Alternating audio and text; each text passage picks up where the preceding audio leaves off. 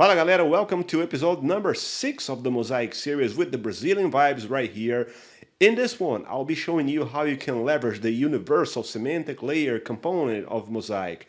In other words, how you can, for example, retrieve data, perform data analysis using a DB client like DBeaver. So imagine the following scenario. You have your Mosaic model created. That Mosaic model contains data coming from different data sources. It might be coming from Snowflake, from local files, from Postgres, all of them combined into a single Mosaic model. Once you have that Mosaic model published, you are now ready to perform your data analysis via queries using DBeaver. I know this is more like for the technical folks, probably not for the data analysts, which are normally not familiarized with running queries, but again, very useful topic because some people in the company, the technical ones, might be looking to analyze the data this way. So let's see how it works in the following video.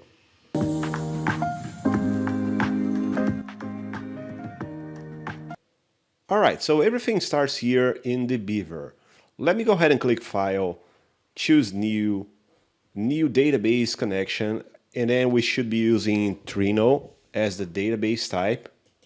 Click the Next button, click URL.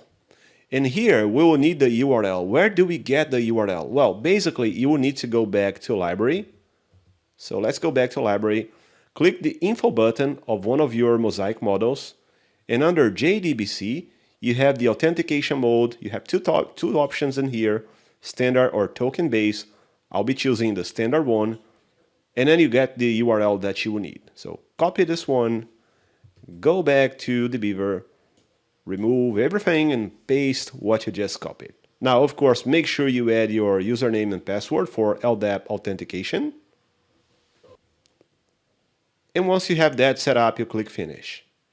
All right, as a next step, if you want, you can right-click this, add a connection, give it a proper name like Strategy Env LDAP, and then click OK. There you go, we have everything properly set up. Pretty easy, right? Expand the environment.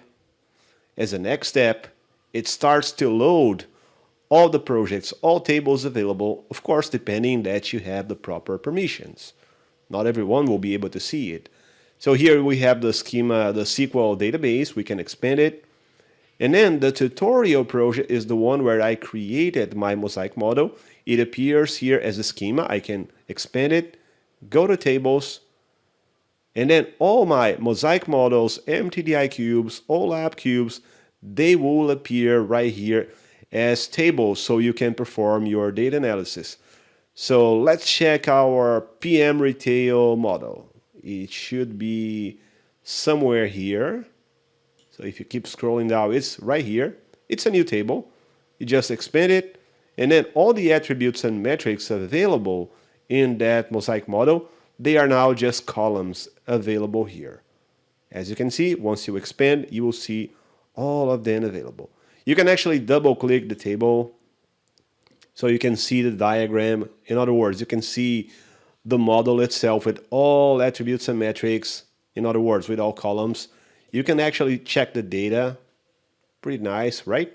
You can read data and see all the data available in there. You can go to properties, check the data type, all that stuff, all that good stuff. And if you want, of course, you can run SQL statements to perform your data analysis. And that's what we're going to do in the next step. So let me go ahead and click the SQL button right here. It will open a new dialog, and then here we can start typing our query. All right, so to save time, I already wrote my query, and well, this one basically will show me gender, brand, and net revenue properly grouped. So let's go ahead and run it. Running the query, and here's the result.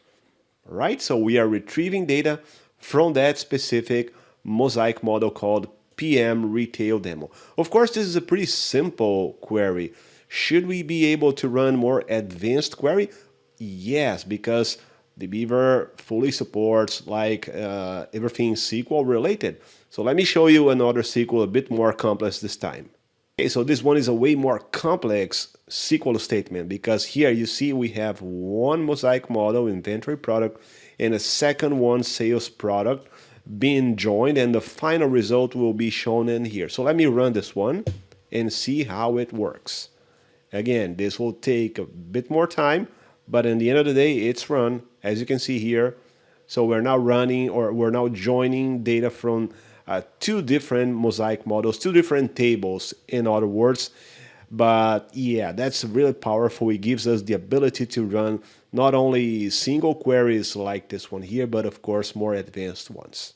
All right, so that was it for episode number 6. As you saw, it's pretty straightforward, pretty easy to connect to a Mosaic model. It basically becomes a table, and then you can, of course, run your queries in there. And not only you can connect to your Mosaic models, as I described during the video, all your existing OLAP cubes, MTDI cubes, and strategy, they're all available for you to perform data analysis. So I hope you guys like this one, and as I normally say, I'll see you at the next corner.